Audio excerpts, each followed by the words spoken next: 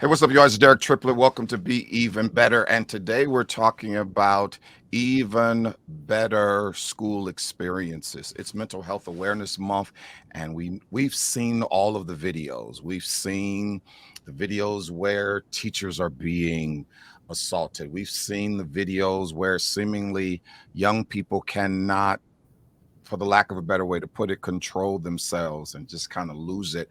And so the question of the day is there a mental health crisis among K through 12 students? And so in order to talk about that, let's go get the experts. And we've got two experts with us on today. They are the co-founders of Educating the Whole Child LLC in Seminole County, and they are Rhoda R. Hicks and Karen Ernst Smith, which are both school psychologists. Welcome to Be Even Better.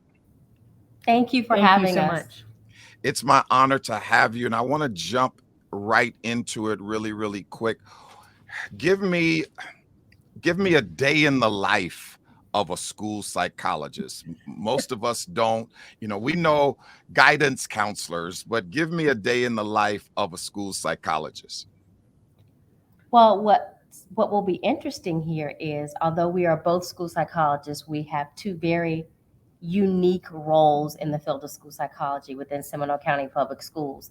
And from my perspective, on a day-to-day basis, I support teachers and students in the gen ed classroom. I'm on the intervention support team in Seminole County, and we support teachers with providing the optimal conditions for learning in the classroom with a focus on the environment, behavior, positive reinforcement, social emotional learning, and things of that nature. We also do a lot of training in various schools on conditions for learning, as well as trauma training, and various other aspects of schooling for both the teacher and the student in the gen ed setting. Whereas Karen, I have more of the traditional role at this time, which involves working more with our students who have been identified as exceptional student education students, Mhm. dealing with parents, working with teachers, doing evaluations for students as needed,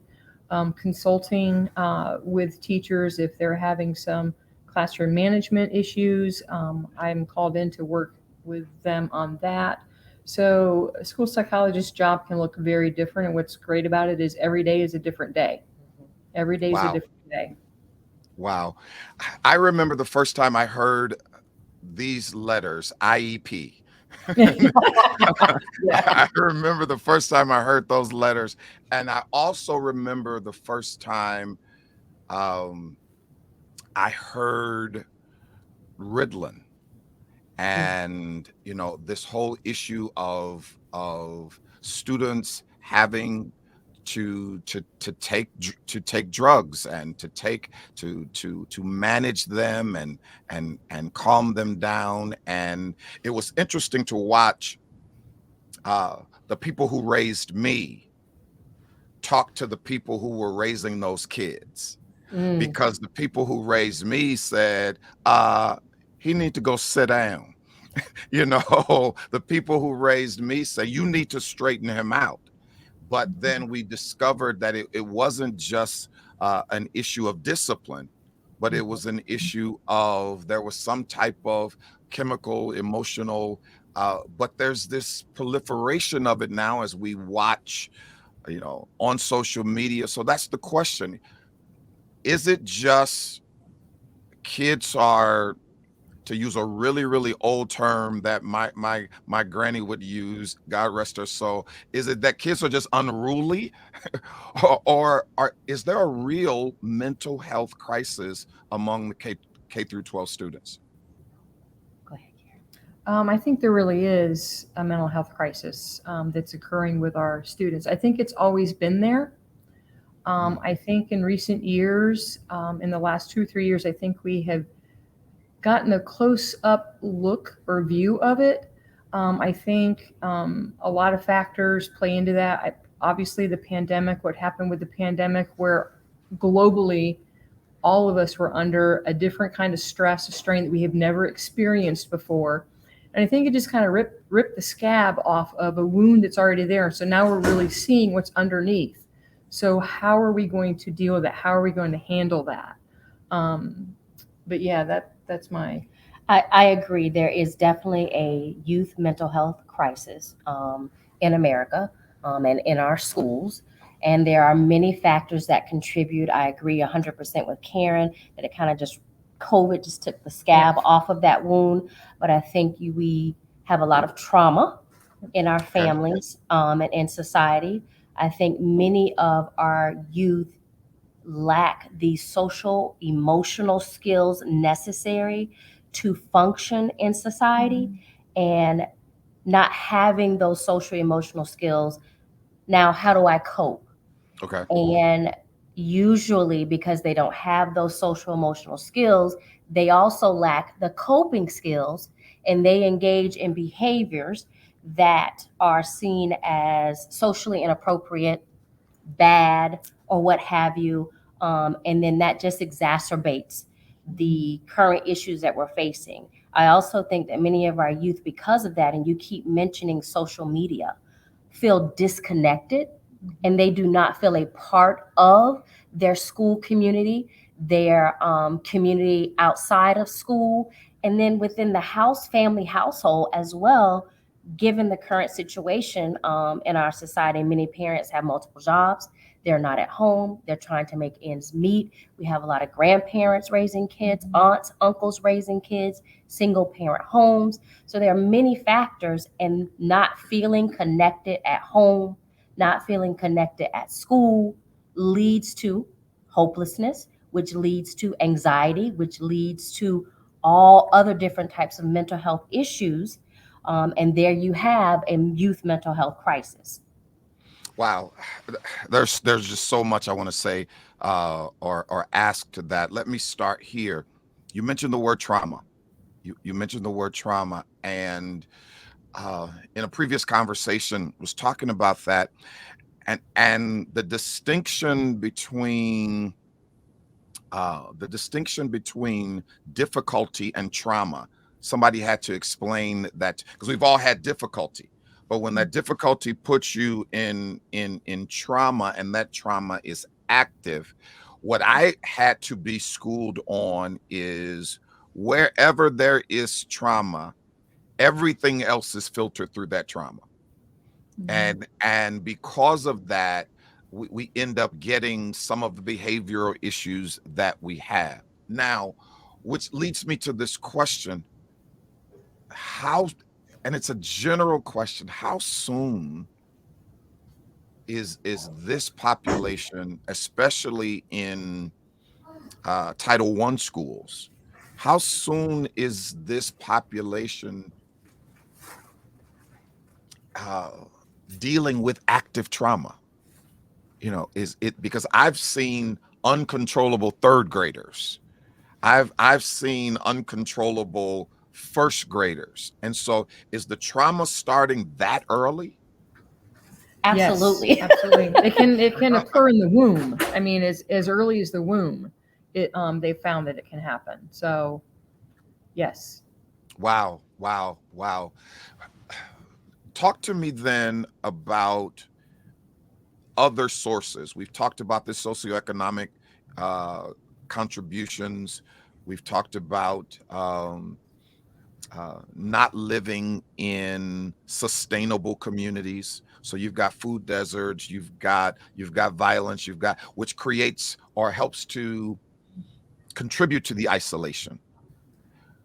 What are some of the other factors that are contributing sources to this crisis that we're in among K through 12 students? I, you named quite a few of them: Yeah. the social media, the violence, the I'm going to say single parent homes, Okay. because you don't have that additional person in the household to support you, whether it's emotionally, mentally, financially, meaning the kids, and being there for them. Okay. There are many contributing There's so many factors to factors. that trauma. And like Karen even said, we don't realize it, but oftentimes it occurs in utero, in the womb. Mm, And that is why we sometimes, not all the time, will see at those early ages, like, well, man, she's only 3, she's only right. 4. What is happening? Oftentimes it stems from the trauma that has occurred in utero. Wow. So there are many different contributing factors to trauma. Go ahead. And I was going to say one thing, what may be traumatic to me may not be traumatic to Rhoda, because Rhoda Gotcha. may come from a home that has mom and a dad, that mom stays home all the time and is able to provide all those supports. Whereas I may come from a broken family where I may have some inconsistent care at home or some other stresses. So it's not only the experience, but what's surrounding that child that can support them when they go through that, to make it a less traumatic experience, if that makes sense. It makes total sense. Parenting is very difficult. Parenting Oh, is very difficult. And it has always been, and not from a moral or societal mores perspective, but from the perspective of how difficult it is. It really requires two mhm. parents. It really requires for the investment that is necessary. And yes, we all have in our families single moms who have done fantastic jobs, and so that's not to throw any shade at all Nope. on that, but just also the balance. It has been my contention that a child needs to be mothered and fathered, and Mhm. those are two different things. Yep. and Yes. and those are two totally different things. Talk to me now about um the pressure that kids in trauma Mm. put on teachers, and how it's changed the classroom dynamic, how it's because I know people who left the school system because they said, I can't do this. No, I cannot do this, Mhm. because they felt like, um, just in order to educate the child, and I'll quote my daughter. My daughter was an excellent teacher, and left the field. She said, "Daddy, I can't do this," and she says for two reasons. One, in order to educate this child, I can't fight the system and the parents. Mm. Mhm. Somebody's got to help me. Either the Mhm. system has got to help me or the parents got to help me. And right now, both of them are not helping me. What kind of pressure are teachers under now? They are under an extreme amount of pressure Tremendous. from the system. Hmm. They are required to do so much outside of what I think most of them signed up for. Okay. And many of our teachers, unfortunately, and I think this is no matter where you go, not just speaking from a Seminole County perspective, what I have found in supporting teachers in the gen ed classroom, and I think Karen would agree, is our teachers are not being prepared with the necessary skill set to Okay. meet the needs of the students that we're talking about. Okay. Students who are in mental health crisis, students who have experienced trauma. They have not been trained, and it takes more than training. Experience is going to help you Mhm. too, but they don't even have the foundational skills, many of them, um, to know how to manage, first of all, how to respond, and how to de-escalate students who may be exhibiting some of those behaviors that your daughter left the classroom Okay. for. So I Okay. think it's a matter of getting them the appropriate training so that they can address and meet the needs of the students that they are serving, and so that they can do what they signed up for, and that is to teach. Okay. I I don't know if want you to. want I to want. And I want. Go ahead, Karen. I would say one of the other things is, I think teacher burnout is the it's all the time. It's not like something that occurs and it ends. It's like it's continual. So I think what we see is our teachers who are in those high need areas are really struggling because it's a continual day after day struggle, and you burn out after a while. It's really, really hard. Their mental health, our mental health, um, it's tough. It's tough. What's interesting, because the next question, and I'll use this as a segue to it. I'll use this story as a segue to it, because in a minute I'm going to give the two of you, um, hypothetically, control of policy and budget. Oh, So geez.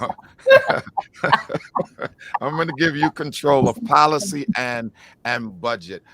I I met you all um, at a town meeting on policing in our community. And in talking to one of the officers afterwards, because I got called to the principal's office and all that kind of stuff, but anyway, but what I said to him was, I said, what I'm about to say to you, um, the system does not afford it. And when I say afforded, I'm not talking about dollars. I mean, it's not structured to do it. And I'm a firm believer everything will ultimately do what it's built to do. And I said to him, I said, I think that there are two positions that there should be ongoing mental health services available, and a mandated sabbatical that does not affect your career advancement, does not affect your tenure, but allows you to have that time off that Karen is talking about. And those two positions to me were police officers and teachers, Mm. especially teachers in Title I schools, because you get burned out. You get burned out. And so you all have the gavel and the wallet for a day. What are some of the solutions that could be in place in order for us to try to mitigate what's going on? What are some of the things that should be happening in policy that affect training, that affect execution, and what are something, and where should we be spending money? Want to start? Um, Social emotional learning, I think, is a key. When Inform me we're what that is. teaching much of what Rhoda kind of talked about in the beginning, teaching kids how to regulate their emotions, Okay. what causes them to get upset, how do I calm myself down, teaching them those kinds of skills.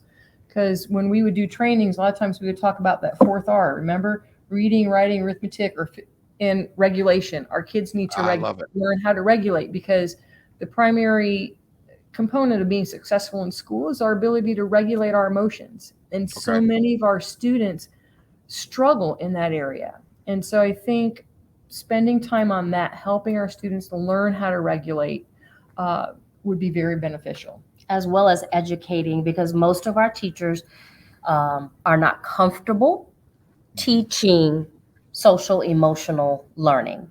I can teach reading, writing, and math, as Karen was saying. So, not only giving our students those skills, but providing our teachers with the necessary supports and training so that they are able to do that.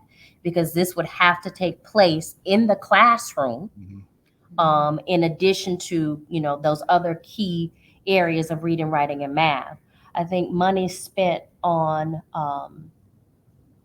providing families with transportation, funding, free services, whatever you want to call it, to receive those mental health um, that mental health Mhm. counseling or therapy, whether it's transportation, whether it's computers so they can do it virtually. I don't like that as much as in person, of course, but if that's what we have, but having funding for that. Our district, most districts now have district mental health counselors Okay. as a part of the school system, but we don't have enough. We Okay. don't have one at each school full time. So having money or funding to pay those individuals so that we can have one at each school, I think would be a great way to spend the funding, or money. Training for teachers, also additional training for teachers as they enter the profession after graduating, and they can get some hands-on experience with, as I mentioned, how to manage, respond, and de-escalate behaviors in the classroom. So funding for that, a department just for that within the school system, when they come on board. What else? What about Um, cultural intelligence? About what? Cultural intelligence, does that play a part It in it? does. I would agree. It does. How can I say this and be politically correct? But unfortunately, um, we are moving away from that within the public school system, at least here in Florida, Right. where we are not wanting to address that. But that does play a key role, um, in how we meet the needs of students. Okay. I got it. And you did, and you did very well with that. You you did much better than I would have done. That was a great dance. That was a great dance. Listen, we've got about 4 minutes left. Let's talk about what we can do. We don't have, I mean, we can affect policy in voting and the like, and of course representative representation is important. I remember when my daughter was in the school system, she called me. She's, "Daddy, um, I don't think anybody should be able to vote on uh, education legislation if they've never spent time in the classroom." And not just the regular little controlled school visit. Right. Force them to come sit in here for a week before they start voting on education legislation. And I said, "You're right. You're Yeah. you're you're you're, you're right, because you are voting on something that you are totally ignorant of." Yes. Let's talk about what we can control. We got about 3 minutes. What can community partners do to help mitigate this? What can be going on in our churches, in our community centers, uh, with fraternities and sororities, what have you? I think there's a huge need for mentoring in our schools, partnering with the schools for mentoring. We have many students who could benefit from that time and attention from an adult. But We Karen, have if I trouble could push finding. back just Yes, a sir. little bit on Okay. that, here's the tough part about that. You're talking about the same demographic.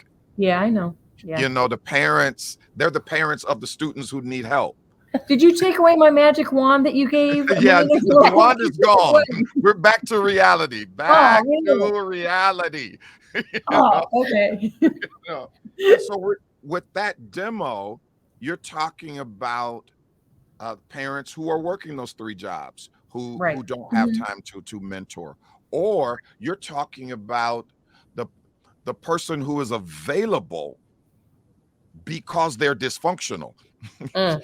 Well, I was thinking more community partners, so I was thinking more.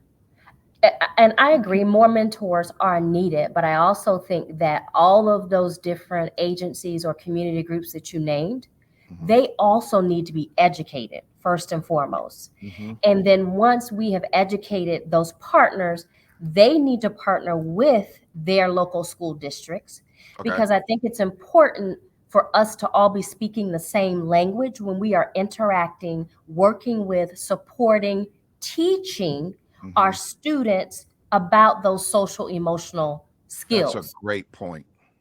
That is a So I, tremendous I point. think that is the key. We're all Mhm. speaking different languages, and kids can't make the connection. I'm learning this in school about social emotional, how to self regulate. I'm learning this at the Y, or this at the Boys and Girls Club, or this sorority that's putting together this program or fraternity. They're hearing all these different things, and they are the same thing, but they don't sound the same to They don't sound the kids. same. So we Mhm. have to make the connection and all get on the same page, first through education and then through a decision about What are we going to be using to teach and to support these students in learning and gaining these skills? And everybody in that community is using the same thing. Same message, same tools, Yep. Same curriculum, same, if it is a curriculum. yeah, various applications. It's Yes. interesting you pulled that point out. Each morning for the last several months, I do this thing, this 60-second video to students, just Okay. encouraging them to have a great day and that type of.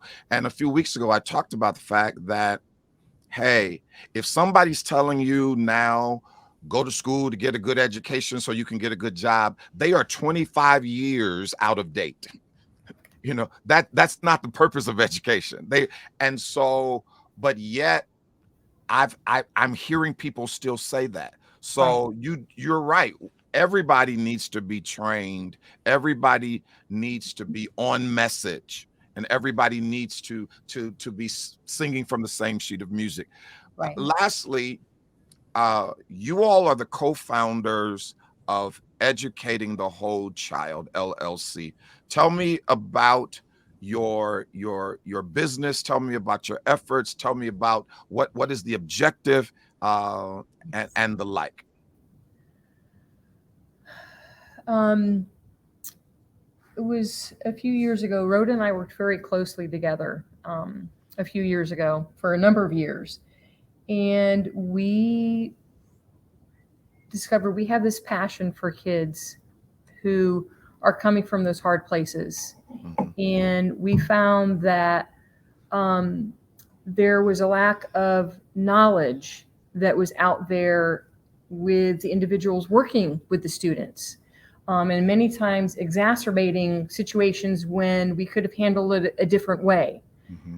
And that there just wasn't, there was a void, there wasn't the supports that we needed. And so with Educating the Whole Child, our goal is to really work with organizations, teaching them about trauma, the effects of trauma, how it impacts brain development, what that can lead into schools, giving them the tools that they need to work with those students so that those students can be more successful, they can be more successful, and make a difference. As well as parents, not just Yep. community agencies, Yep. not just schools, parents, even the youth, and teaching those, supporting and teaching those social emotional skills, self-regulation skills, self-awareness, decision-making skills, social awareness skills, but just bringing an awareness and not just the knowledge, but understanding, because I think you can have the knowledge, but if you don't truly understand Yep. what it is that Mhm. we're sharing with you and how to make an impact, it doesn't really mean anything. So giving that understanding to various groups of people to support the same kids that we're talking about today who are in a mental health crisis or headed in that direction. We want to be So you're more a training proactive than center. reactive. So I'm you're a sorry? training center. So you're a training center Consulting. Consulting, Yep. Consulting. but consultant. also Okay. offering trainers, Yeah. Okay. trainings, I'm sorry. Wonderful. Yes. Who should engage you, and how should they engage you? Um, Community organizations, youth groups, churches, parents, schools, um, the criminal justice system when we're talking about juvenile Mm. delinquency, any of those groups can or should reach out to us for support and consultation and or training. And they can reach out to us through our website, etwc.info. And they can contact us through there. We have our email as well, educating the whole child, llc@gmail.com. Okay. Give me um give me a win that the two of you walked away from that episode or that training, or you finished that consulting agreement, and you said that was a win. Give me a story of a win. We have a few. I mean, we've spent the majority of our time facilitating trauma trainings within some of our very own schools here in Seminole County. So to hear teachers at the end of a training come up to you and say, I never thought about it this way. I've never seen it from this perspective. I've never really understood trauma. I know what it is, but I didn't know how it could impact my students academically and behaviorally and socially. I have a whole new perspective, and I will treat and see students differently, especially my most challenging students.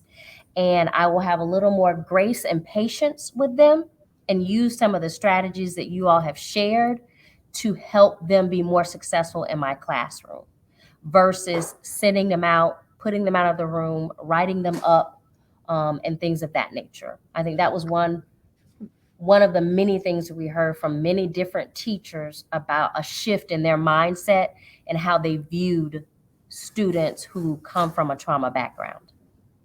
I love it. You wanna add anything? We've been talking to Rhoda R. Hicks and Karen Ernst Smith, who are both school psychologists and co-founders of Educating the Whole Child. I appreciate the time and the learning. I learned a lot on today. Give us a call to action for our community as we get ready to close. My call to action would be for parents to ask and push in their child's school the need for social emotional learning, in that our school districts make it a priority. Academics are a priority. Well, you can't get to the academics if you can't regulate your emotions and if you don't have those social emotional skills to do so. So, for our parents and community members and community agencies to push and support school systems in making social emotional learning a priority in our schools. Would you all be open to, and I'm getting too far into the weeds now, but would you all, I see this as an opportunity for summer training. I see Mhm. this as an opportunity for summer training to develop both parents as well as teachers and all who deal with our children so that they are better prepared to, for the lack of a better way to put it, partner with the education process of their children for Mhm. the next school year. And Yeah. so I really see this as an opportunity to really um, be aggressive in the summer so that we send a different child back Right. and we have a different parent back. And so that's something that I'd like to talk to you all about at a different time and really discuss that. Listen, again, we're a little bit over time, and that's probably my fault, but I appreciate you all so very much. And once again, give me that website. etwc.info, and then our email, educating the whole child llc at gmail.com. Rhoda, Karen, thank you so much. And we hope to get an opportunity to talk to you all again. Thank Thank you you for so much having for us. having us. We really appreciate it.